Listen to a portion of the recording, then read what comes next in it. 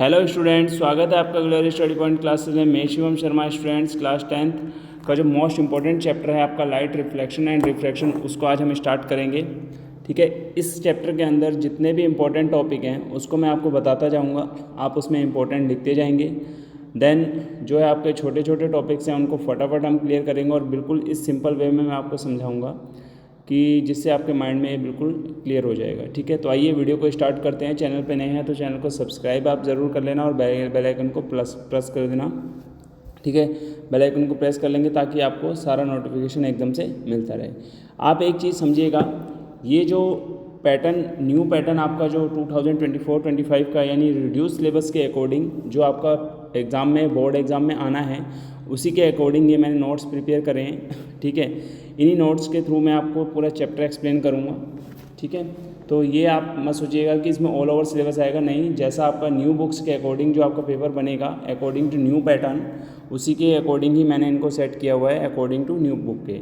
ठीक है, तो आइए स्टार्ट करते हैं वीडियो को। ठीक है, ज़्यादा आपका टाइम वेस्ट नहीं करेंगे। देखिए, सबसे पहले आप टॉपिक देख रहे होंगे यहाँ पे क्या लिखा हुआ है, लाइट। ठीक है, लाइट क्या है, लाइट को पहले हम डिस्कस कर लेते हैं। नॉर्मली मैं आपको बता देता हूँ, आप सभी जानते हैं लाइट क्या होती है। एक एनर्जी की फॉर्म है जिसके थ्रू हम क्या कर सकते हैं, किसी भी ऑब्जेक्ट को या किसी भी चीज़ को आसानी से देख सकते हैं। जैसा कि आपको डेफिनेशन में भी यहाँ साफ साफ लिखा हुआ दिख जाएगा, light is a form of energy that enable us to see, जो हमारे देखने में हेल्प करता है। और किस फॉर्म में रहता है, एनर्जी की फॉर्म में रहेगा। ठीक है, सेकंड पॉइंट आपको मैं बताऊंगा। इसमें देखिएगा, आप ये चीज़ समझेंगे कि अगर आप किसी भी ऑब्जेक्ट पे अगर लाइट रेज गिराते हैं तो मैक्सिमम अधिकतर जितनी भी लाइट रेज किसी भी ऑब्जेक्ट पर गिरती हैं तो लाइट रेज वहाँ से क्या होती है, रिफ्लेक्ट होती है। ठीक है, रिफ्लेक्ट होने का मीन्स क्या है कि अगर आप किसी भी सरफेस पे अगर किसी भी लाइट रेज को स्ट्राइक करा रहे हो तो लाइट रेज उस सरफेस से टकराने के बाद बाउंसिंग बैक हो जाएगी, यानी वापस चली जाएगी। इसी को हम बोलते हैं रिफ्लेक्शन या रिफ्लेक्ट होना। ठीक है, टकरा के उस मीडियम के अंदर यानी एंटर नहीं होगी उसके मीडियम के अंदर। ठीक है, क्या होगी, टकराने के बाद उस सरफेस से दोबारा बाउंसिंग बैक हो जाएगी यानी वापस चली जाएगी। ठीक है, इसी को हम क्या बोलते हैं, रिफ्लेक्शन बोलते हैं। तो यहाँ पे देखिए सेकंड पॉइंट मैंने लिखा हुआ है यहाँ पे, an object reflects the light raise that fall on it, यानी जब हम किसी भी ऑब्जेक्ट पे लाइट रेज को गिराएंगे तो लाइट रेज वहाँ से क्या हो जाएगी, रिफ्लेक्ट आपकी हो जाएगी। रिफ्लेक्ट होने का मतलब है वापस निकल जाएगी। थर्ड और फोर्थ पॉइंट आपका है, लाइट से रिलेटेड आपको ये 4 पॉइंट्स ही पढ़ने हैं, इससे ज़्यादा आपने डीपली इसमें स्टडी नहीं करना है। नॉर्मल आपका इसी से रिलेटेड क्वेश्चन आपसे पूछता है। द स्पीड ऑफ लाइट, ये आपको पता है वैक्यूम और एयर में जो लाइट की स्पीड है वो 3 × 10 की पावर क्या होती है, 8 मीटर पर सेकंड होती है। कितनी होती है, 3 × 10 की पावर 8 मीटर पर सेकंड। इसको आप याद रखिए, वैक्यूम और एयर में जो लाइट की स्पीड है, आपसे कुछ भी पूछ सकता है क्वेश्चन में, तो आप इसको ध्यान रखिएगा। स्पीड कितनी रहेगी, 3 × 10 की पावर 8 मीटर पर सेकेंड रहेगी। Light travels in a straight line, यानी आप देखिएगा लाइट रेज जो होती हैं हमेशा एक स्ट्रेट पाथ में ट्रैवल करती हैं, यानी एक स्ट्रेट लाइन में ही ट्रैवल करेंगे, ऐसे कर्व शेप में बैंड नहीं करती हैं। उनका जो पाथ होता है बिल्कुल स्ट्रेट होता है, बिल्कुल सीधा पाथ होगा, बिल्कुल सीधा। ठीक है, बिल्कुल स्ट्रेट ट्रैवल करेंगी। इतनी बात आपको ईजिली क्लियर हो गई होगी। चलिए आगे बढ़ते हैं, मोस्ट इंपॉर्टेंट टॉपिक की बात करेंगे हम, reflection of light. Reflection of light topic समझाने से पहले जो नोट्स में लिखा है उससे पहले मैं आपको ओरल समझा देता हूँ। रिफ्लेक्शन ऑफ लाइट क्या होता है। रिफ्लेक्शन ऑफ लाइट हमारा एक इस तरीके का फिनोमिना होता है, जब हम क्या करेंगे, किसी भी पॉलिश्ड सरफेस पे या स्मूथ सरफेस पे किसी भी लाइट को क्या करते हैं, स्ट्राइक करवाते हैं। स्ट्राइक कराने का मतलब है, जैसे सपोज़ कीजिए, मान लीजिए हमारी कोई ये पॉलिश सरफेस है, जैसे मिरर सरफेस मान लीजिए। मिरर में क्या होता है, वन साइड पे आपका क्या होता है, पॉलिश्ड होता है। ठीक है, जिससे दूसरी तरफ जो आपका मिरर सरफेस दिखेगा जिस पे हम लाइट को स्ट्राइक कराएंगे तो वो शाइनी सरफेस होता है। ठीक है, उस पर हम क्या करेंगे, जैसे ही कोई लाइट रेज को स्ट्राइक कराएंगे तो स्ट्राइक कराने वाली जो रेज आपको रेज आती हुई दिख रही है, इस रेज को हम बोलेंगे इंसिडेंट रे। कौन सी रे बोलेंगे, नॉर्मली अभी आपको समझा रहा हूँ, नीचे डायग्राम भी आएगा, अभी आपको सब दिखेगा। ठीक है, इंसिडेंट रे बोलेंगे। जैसे ही ये आने वाली इंसिडेंट रे जो है, जैसे ही हमारी क्या होगी, मिरर सरफेस से या किसी भी स्मूथ सरफेस से टकराएगी तो टकराने के बाद ये क्या होगा, बाउंसिंग बैक होगी। बाउंसिंग बैक होने का मतलब है कि जिस मीडियम से वो आई थी उसी मीडियम में वो वापस जाएगी। ठीक है, जिस मीडियम से क्या हुआ, आई थी, उसी मीडियम में क्या होगा, वो वापस निकल जाएगी। और जिस पॉइंट पे ये दोनों रेज हमारी मिलेंगी, कहने का मतलब इंसिडेंट रे और टकराने के बाद जिस सरफेस पे टकराई, जिस पॉइंट पे टकराई है उस पॉइंट से वो क्या होगी, वापस जाएगी। तो उस पॉइंट पे हम एक नॉर्मल को ड्रॉ कर देंगे। उस पॉइंट पे हम क्या करेंगे, एक नॉर्मल गिरा देंगे, पहचान करने के लिए कि कहाँ पे हमारी लाइट रे रिफ्लेक्शन रे में बदली है, यानी इंसिडेंट रे हमारी कब रिफ्लेक्ट रे में बदली है। एक पॉइंट को हम क्या कर लेते हैं, मान लेते हैं कि यहाँ पे हमारा ये पॉइंट नॉर्मल रहेगा, ठीक है। अब ये नॉर्मल हम इसलिए लेते हैं ताकि हम इन दोनों रेस के बीच में एंगल को क्या कर सकें, ईजिली डिफाइन कर सकें, ठीक है। जहाँ पे ये तीनों आपके incident ray, normal and reflected ray, जहाँ पे ये तीनों रेज आपस में मिलती हैं, ठीक है, हम कहेंगे तो वहाँ पे हमारा जो पॉइंट क्रिएट होता है उसे हम बोलते हैं पॉइंट ऑफ इंसिडेंस। क्या बोलेंगे आप इसे, पॉइंट ऑफ इंसिडेंस। मेरी बात क्लियर समझ में आ रही है। अब चलिए आइए डेफिनेशन की तरफ चलते हैं। चलो ठीक है, मैं एक चीज़ आपको और समझा देता हूँ। इंसिडेंट रे और नॉर्मल के बीच में जो आपका एंगल बनता है यहाँ पे, उसको हम बोलते हैं एंगल आई, एंड जो नॉर्मल और रिफ्लेक्टेड रे के बीच में जो आपका एंगल बनेगा वो बनेगा आपका स्मॉल आर, ठीक है। एंगल आई से मतलब है आपका एंगल ऑफ इंसिडेंस, और एंगल आर से आपका मतलब है एंगल ऑफ रिफ्लेक्शन, ठीक है। इतना क्लियर हो रहा होगा आपको। चलिए आगे की तरफ बढ़ते हैं। अब मैं टॉपिक की तरफ चलते हैं, और इसके लॉज भी मैं अभी आपको बता देता हूँ। ये भी लॉज भी सुन लीजिए, फिर डायरेक्ट आप लिखा हुआ जो है उसको पढ़ लेंगे। इनसे हमारा जो रिफ्लेक्शन का, लाइट ऑफ रिफ्लेक्शन का जो लॉ कहता है वो हमारा ये कहता है, फर्स्ट लॉ ये कहता है हमारे इंसिडेंट रे, रिफ्लेक्टेड रे और हमारा क्या है नॉर्मल, तीनों लाई करेंगे एक सेम प्लेन पे। सेम प्लेन का मतलब पॉइंट ऑफ इंसिडेंस पे, ठीक है। तीनों क्या करते हैं, एक ही पॉइंट पे क्या करते हैं, आपका लाई करेंगे। सेकंड इसका जो लॉ आपसे कहता है कि जो हमारा एंगल ऑफ इंसिडेंस होगा वो हमेशा एंगल ऑफ रिफ्लेक्शन के इक्वल होगा, यानी angle I equal to angle R, ठीक है। क्लियर है। चलिए आइए अब आपको डेफिनेशन के थ्रू समझा देता हूँ फटाफट, आपके डाउट्स क्लियर होंगे। रिफ्लेक्शन के ऑफ लाइट के हम पढ़ेंगे। The phenomena of bouncing bank of light rays is same medium on striking a smooth surface is called reflection of light. देखिए मैंने आपसे पहले ही बोला था, या तो आपको स्मूथ सरफेस लें, शाइनिंग सरफेस लें, या मिरर सरफेस लें। यहाँ पे देखिए डायग्राम आपका सामने यहाँ पे क्रिएट किया हुआ है, थोड़ा सा इसको मैं जूम करता हूँ फिर आपको अच्छे से दिखेगा। यहाँ पे देखिएगा जो आपकी आने वाली रे है, आपको उसको क्या बोलना है, इंसिडेंट रे। आपकी रे जो आ रही है, देखो इंसिडेंट रे है, पॉइंट पे टकराने के बाद यानी सरफेस पे टकराने के बाद ये बाउंसिंग बैक हो गई है, देखिएगा आप, ठीक है। बाउंसिंग बैक जो जा रही है उस रे को हम बोले रिफ्लेक्टेड रे, ठीक है। जिस पॉइंट पे ये इंसिडेंट रे और रिफ्लेक्टेड रे आपस में जाती हुई आपको देखें, उस पॉइंट पर हमने एक नॉर्मल ड्रॉ कर लिया है, ठीक है। नॉर्मल, इंसिडेंट रे और रिफ्लेक्टेड रे जिस पॉइंट पे ये मिल रही है उस पॉइंट को हम बोलते हैं पॉइंट ऑफ इंसिडेंट। क्या बोलेंगे, point of incident. By mistake यहाँ थोड़ा सा लिखने में रह गया, क्या पता नीचे लिखा हो, अभी देख लेंगे, ठीक है। पॉइंट ऑफ इंसिडेंस इसको बोलते हैं। नॉर्मल और इंसिडेंट रे के बीच में जो आपका एंगल क्रिएट होगा वो होगा एंगल ऑफ इंसिडेंस, और जो आपका नॉर्मल और रिफ्लेक्टेड रे के बीच में एंगल क्रिएट होगा उसको बोलेंगे angle of reflection. Angle of incidence को आप आई से रिप्रेजेंट करेंगे और एंगल ऑफ रिफ्लेक्शन को आर से रिप्रेजेंट करेंगे। ये सब चीज़ें मैं आपको पहले ही बता चुका हूँ, ठीक है। आइए चलिए देखिए कैसा स्मूथ सरफेस है, बिल्कुल आपको समझा दिया है पहले ही बहुत बढ़िया तरीके से मैंने, ठीक है। डाउट आपके क्लियर हो रहे होंगे। नेक्स्ट टॉपिक की बात, अभी जो मैंने आपको लॉज ऑफ रिफ्लेक्शन आपको पढ़ा है वो भी समझिए। लॉज ऑफ रिफ्लेक्शन में आप देखें, angle of incidence is always equal to the angle of reflection. मैं आपको अभी समझा चुका हूँ, एंगल आई हमेशा एंगल आर के इक्वल होगा। नेक्स्ट आप देखें, इंसिडेंट रे और रिफ्लेक्टेड रे जो हैं आपकी और नॉर्मल जो है वो तीनों क्या करेंगे, पॉइंट ऑफ इंसिडेंट यानी on lie in the same plane, वो क्या करेंगे, पॉइंट ऑफ इंसिडेंट पे ही क्या करेंगे, लाई करेंगे। ये था आपका रिफ्लेक्शन और लाइट का मेन टॉपिक, ठीक है। आगे चलते हैं, ये टॉपिक आपका बहुत इंपॉर्टेंट है, एग्जाम के अकॉर्डिंग भी बहुत ज़्यादा इंपॉर्टेंट टॉपिक है। इससे रिलेटेड आपको क्वेश्चन एग्जाम में देखने को मिलते हैं। हो सकता है आपसे नॉर्मली पूछ दे कि लॉ ऑफ रिफ्लेक्शन आपको एक्सप्लेन करने के लिए पूछ सकता है, और पूरा पूछा है explain the reflection of light given law, जो भी इसका आता है वो सब आपसे पूछेगा। अब नेक्स्ट टॉपिक की अगर हम बात करें, देखिएगा नेक्स्ट टॉपिक आपका आता है इमेज। डेफिनेशन पढ़ते हैं और हैंड टू हैंड इसको क्लियर करते हैं। If light rays coming from a point after reflection meet at another point, यानी कहने का मीन्स इसका क्या है, जब एक लाइट रेज आती है तो एक पॉइंट पे आने पे क्या होगा, वो रिफ्लेक्शन के बाद जब दूसरे अनदर पॉइंट पे हमें जाती हुई, मिलती हुई यानी मीट करती हुई प्रतीत हो, कहने का मीन्स है जैसे मान लीजिए यहाँ से मैं एक लाइट रेज को स्ट्राइक करा रहा हूँ और यहाँ पे स्ट्राइक कराने के बाद इस सरफेस टकराने के बाद जिस दूसरे पॉइंट पे वो जाती हुई हमें दिखाई देगी, उस जगह पे हमारा क्या होगा, इमेज क्या होगा, फॉर्म होगा, ठीक है। हमारी इमेज वहाँ पे क्या होगा, फॉर्म हो जाएगी। तो यह कह सकते हैं या तो हमें अनदर पॉइंट पे वो जाती हुई दिखेगी, या ऐसा लगेगा कि वो अनदर पॉइंट पे जा रही है, ठीक है, अनदर पॉइंट पे मीट कर रही है। तो जो हमारा जो सेकंड पॉइंट यहाँ पे होगा उसको हम क्या बोलेंगे, फर्स्ट पॉइंट की इमेज बोलेंगे, ठीक है। जो हमारा सेकंड पॉइंट होगा उसको हम फर्स्ट पॉइंट की क्या बोलेंगे, इमेज बोलेंगे। अब देखिए दोबारा से डेफिनेशन रीड करते हैं, अगर कंफ्यूजन है तो। कहने का मीन्स क्या है, यदि हम कोई लाइट रेज, यानी जब हम कोई लाइट रेज को एक पॉइंट पे क्या करते हैं, स्ट्राइक करवाएंगे, यानी लाइट रेज जाएगी और किसी पॉइंट से टकराएगी, तो आफ्टर रिफ्लेक्शन यानी रिफ्लेक्शन के बाद जिस वो अनदर पॉइंट पर आपको मीट करती हुई यानी मिलती हुई दिखाई देगी, ठीक है। जिस पॉइंट पे वो क्या होगा, आपको मिलती हुई दिखाई देगी, या ऐसा लगेगा कि वहाँ पे मीट कर रही है, किस पे, अनदर पॉइंट पे। तो जो हमारा सेकंड पॉइंट होगा जहाँ पे हमारी लाइट रेज हमारी क्या रिफ्लेक्शन के बाद जाती हुई दिखाई दे रही है, उस पॉइंट को हम बोलेंगे फर्स्ट पॉइंट की इमेज। क्लियर हो गया, उसे हम क्या बोलेंगे, फर्स्ट पॉइंट की इमेज बोलेंगे।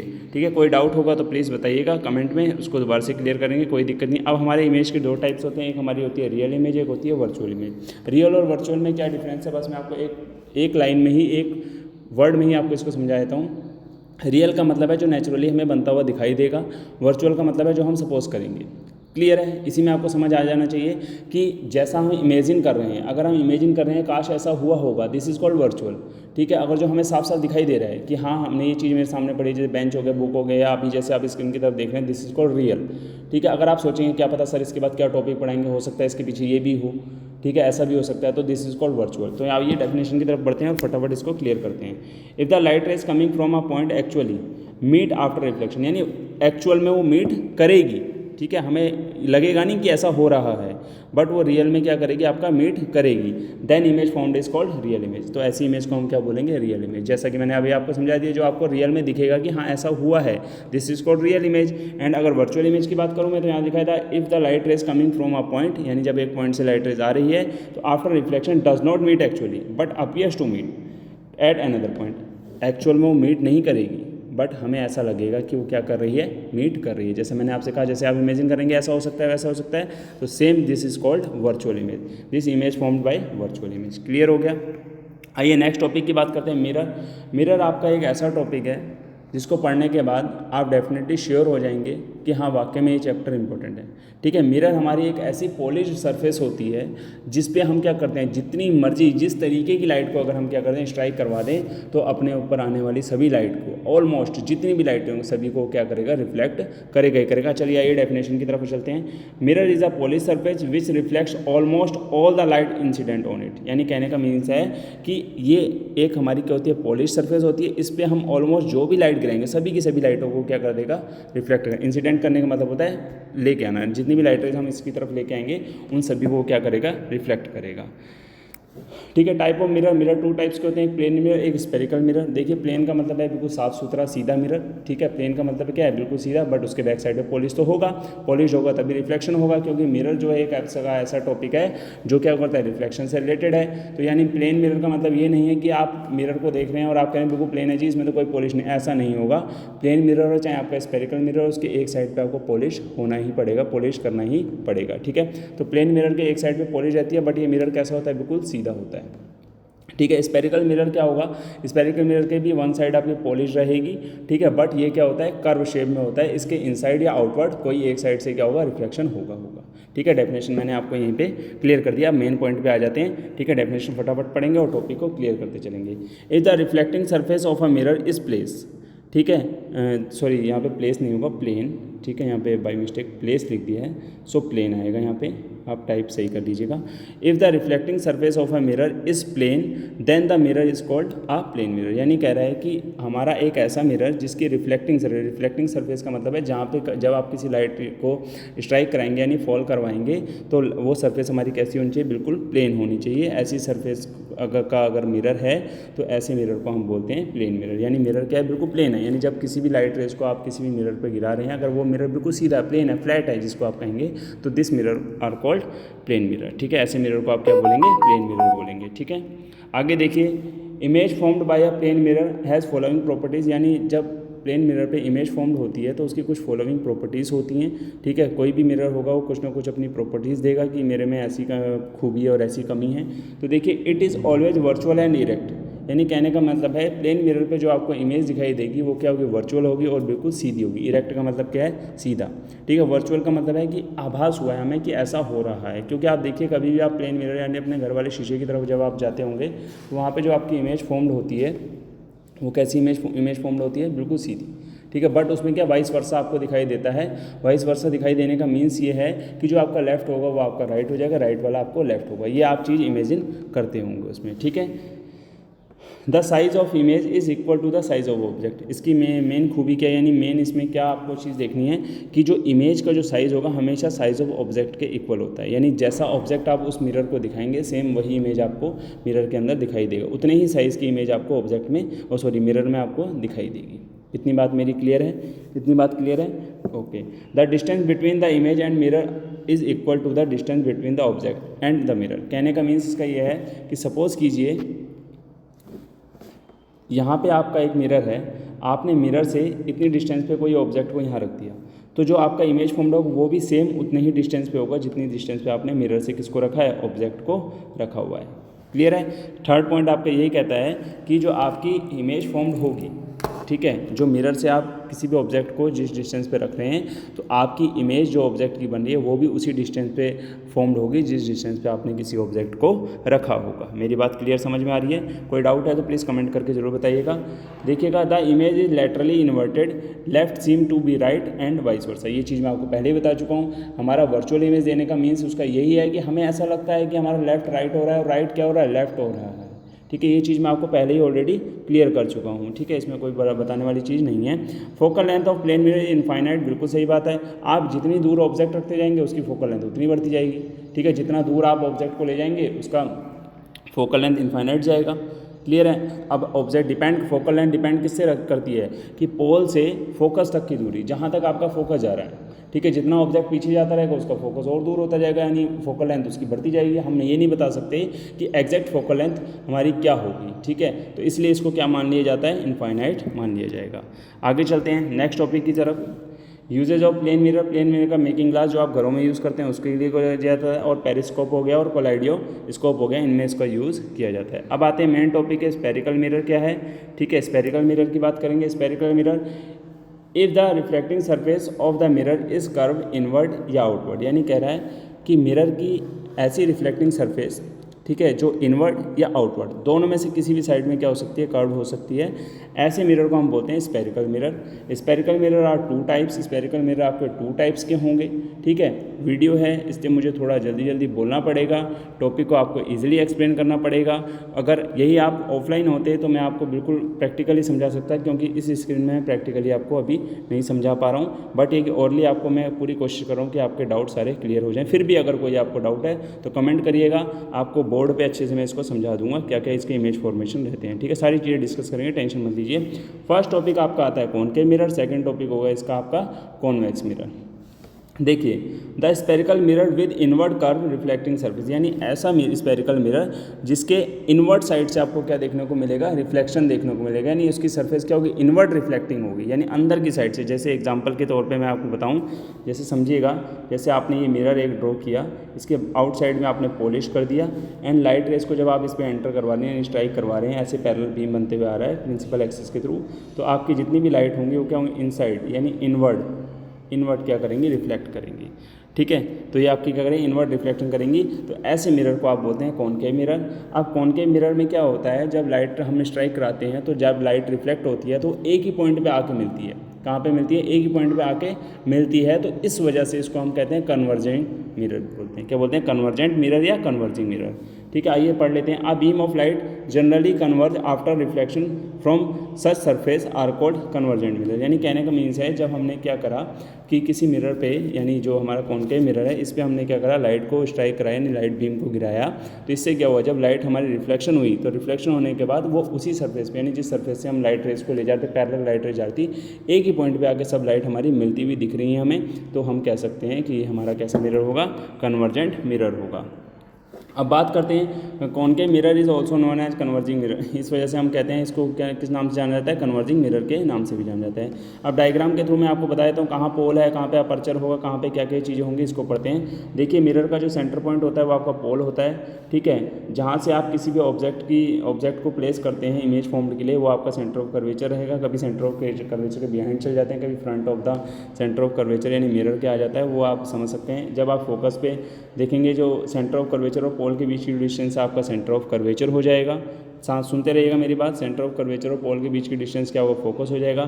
फोकस और पोल के बीच की जो डिस्टेंस होती है इसे आप फोकल लेंथ बोलते हैं। क्या बोलते हैं, फोकल लेंथ। क्या बोलेंगे, फोकल लेंथ। किसके बीच की डिफरेंस को, पोल एंड फोकस के बीच की जो डिस्टेंस है वो आपका फोकल लेंथ हो जाएगा। रेडियस ऑफ कर्वेचर और centre of curvature both are same, but इसको आप समझ सकते हैं, जो हमारी इमेजनरी लाइन जो हमारे एक स्पेरिकल कटे हुए भाग को दिखा रही है। किसको? ये हमारा क्या है, मिरर स्पेरिकल है। स्पेरिकल मिरर की जो रेडियस होगी, इमेजनरी लाइन इसमें हम ड्रॉ करते हैं, इमेजनरी जो स्पेयर हमने लिया है उसकी जो रेडियस होगी this is called radius of curvature. ऐसे ही सेंटर ऑफ कर्वेचर के लिए सेम यही डेफिनेशन रहती है, जो स्पेरिकल मिरर हमने लिया उसका जो सेंटर होगा this is called centre of curvature. ठीक है। और अपर्चर का मीन्स हुआ जो डायमीटर ऑफ मिरर है। डायमीटर ऑफ मिरर मान लीजिए मिरर है, इसका यहाँ से यहाँ तक का जो डायमीटर है दिस इज कॉल्ड अपर्चर, जिसको रिफ्लेक्टिंग सरफेस आप बोलेंगे। ठीक है। कहने का मतलब जिस सरफेस से, पूरी सरफेस से आपका रिफ्लेक्शन हो रहा है, यानी जो रिफ्लेक्टिंग सरफेस आपकी पूरी आ रही है एक डायमीटर की फॉर्म में, दिस इज कॉल्ड अपर्चर। अभी आगे बात करेंगे, सारे टॉपिक लिखे हुए हैं। ठीक है। अभी आज के इस वीडियो में मैं कॉन्वेक्स मिरर और आपको यहीं तक समझाऊंगा, उसके बाद हम आगे बाद में बात करेंगे। कॉन्वेक्स मिरर क्या होगा? ऐसा स्पेरिकल मिरर जिसके आउटवर्ड साइड से आपको क्या देखने को मिलेगा? रिफ्लेक्शन देखने को मिलेगा। कौन सी तरफ से? आउटवर्ड साइड से आपको क्या देखने को मिलेगा? रिफ्लेक्शन देखने को मिलेगा। This is called convex mirror. ठीक है। कॉन्वेक्स मिरर को हम डाइवर्जिंग मिरर क्यों कहते हैं? क्योंकि देखिए नीचे मैं आपको डायग्राम में समझा देता हूँ। जब आप इस पर ऐसे लाइट रेड को स्ट्राइक करवाते हैं, ठीक है, तो ये क्या करेगा? लाइट को बाउंसिंग बैक कर देगा, यानी वापस भेज देगा। ठीक है। वापस भेजने का मतलब क्या है? ये लाइट को क्या कन्वर्ट नहीं कर रहा है, यानी एक पॉइंट पे मीट नहीं करवा रहा है। अगर ये एक पॉइंट पे मीट करवाता तो ये क्या होता? कन्वर्जिंग होता। ठीक है। जब कोई मिरर लाइट को क्या करेगा? रिफ्लेक्ट करेगा, यानी एक पॉइंट पे नहीं मिलाएगा, तो ऐसे मिरर को हम क्या बोलते हैं? डाइवर्जेंट मिरर बोलते हैं। ठीक है। ठीक है। डाइवर्जेंट मिरर का मीन्स है कि उसको हम क्या बोलेंगे? डाइवर्जिंग मिरर बोलेंगे। ठीक है। क्लियर हो गया? क्लियर हो गया। तो आज के इस वीडियो में इतना ही, मिलते हैं नेक्स्ट वीडियो के साथ, नेक्स्ट टॉपिक के साथ। Thank you.